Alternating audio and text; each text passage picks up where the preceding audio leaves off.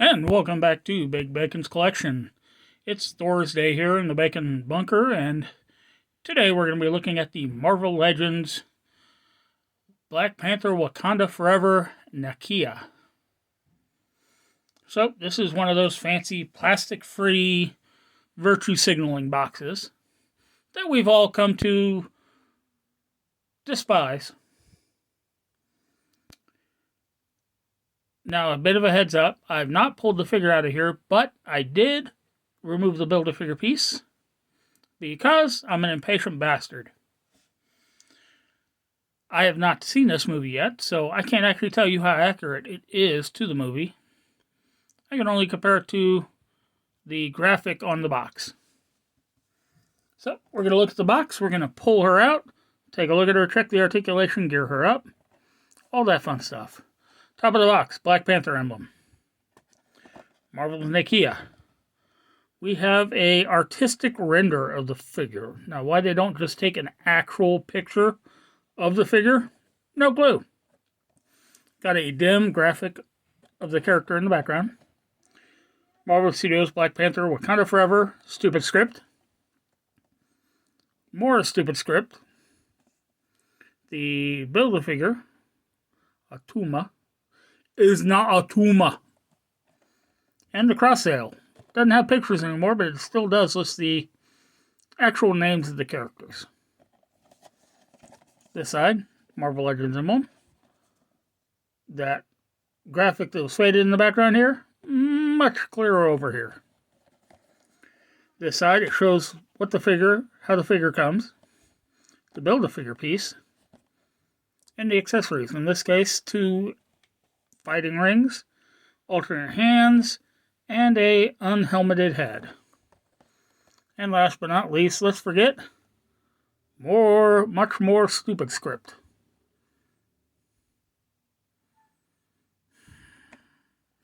Well, this one's not quite as blatant as the Star Wars one was, with all the plastic free, plastic free, plastic free. Bleh. So, let's get her out of here, shall we? As I said, I did pull the Build-A-Figure piece, which came in this with the other accessories. Luckily, yeah, it was the body, so it was easy to just yank that out. The cardboard coffin.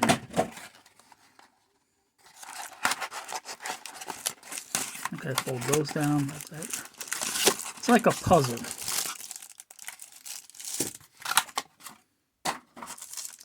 So, accessories. Empty bag. Now, those of you who've been with me a while know that I've already built the Atuma. We have an alternate set of hands. Good paint detail on them. Gripping hands. Very nice. We have the fighting rings, which are bent to heck and back. Why? Because they're rubbery. There's no firmness to them. Translation, these things are going to warp significantly over time just from gravity. Sculpt on them is fairly basic. No paint. We have the Bare Nakia head, which, okay, I will say this. The likeness to the actress is amazing. The sculpt is dead on. The paint is immaculate. The hair is well detailed. It has this nice colored overwash. Even like painted metallic beads in the hair. That's a nice head.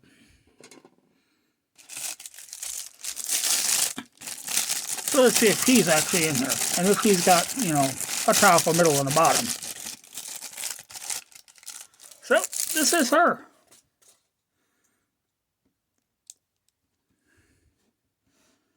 So, you can see the face through the mask. In comparing it, it's It's a little less detailed than the loose head. But it is still well visible in there. She's got this strange... I'm guessing she spends time underwater in this movie. Because this looks like a high-tech Wakandan diving suit. Sculpt on the body. A lot of really nice sculpted lines. Paint on the arms is on point. There's no slop to it. Torso, same deal. Got this gold color up around the collar. Also here on the shoulders, seems to be on there fairly well. The blue doesn't seem to be oversprayed at all throughout the body. Gold here in the torso or the abdominal region.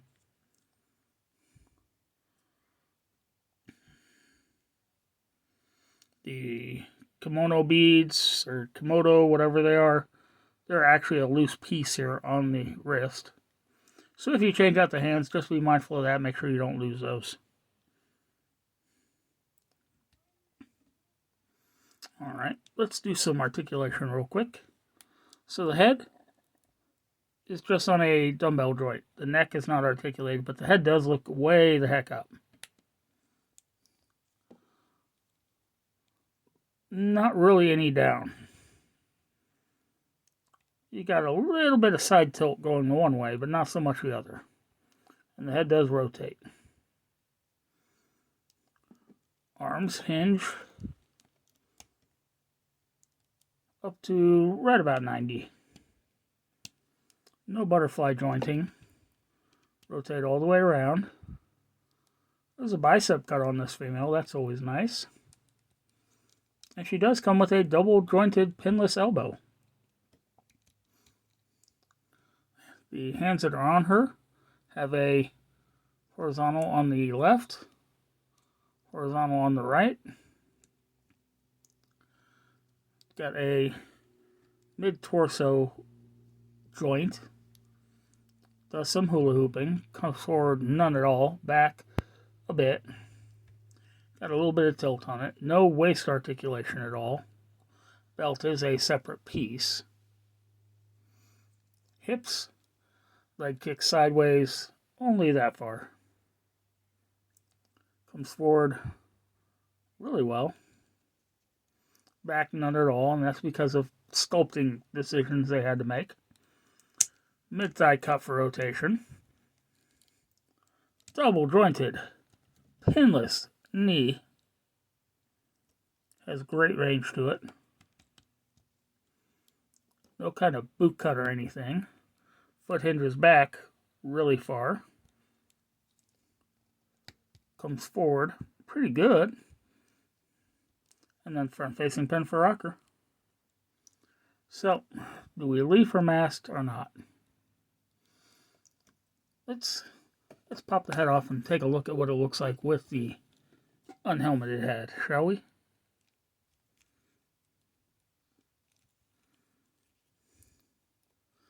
Ooh. If we can get this head, the ball up in the head. Okay, it's in there. Okay, so looking at the figure, it looks good. She looks good. Neck does seem a little bit long. And the hair on both sides just kind of flies out.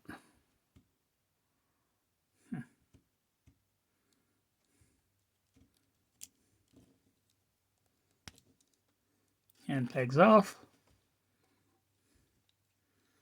New peg in. And let's go for one of her bendy rings, shall we? You can see just how rubbery the hands are.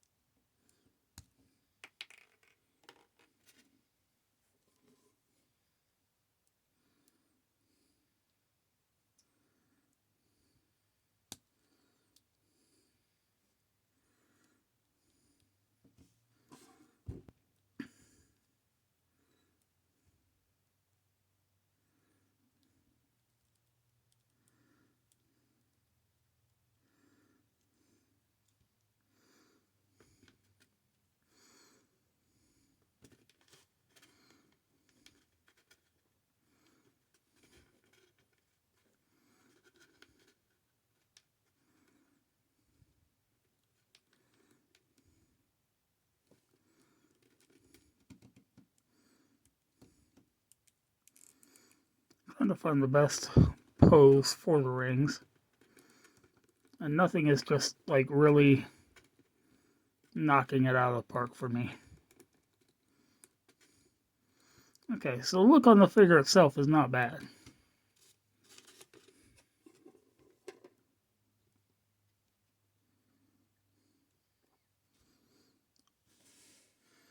Just trying to figure out what to do with her.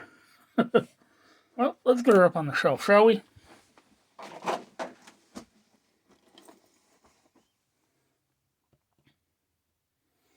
Once again, thanks for tuning in. Be sure to subscribe, like, share, comment.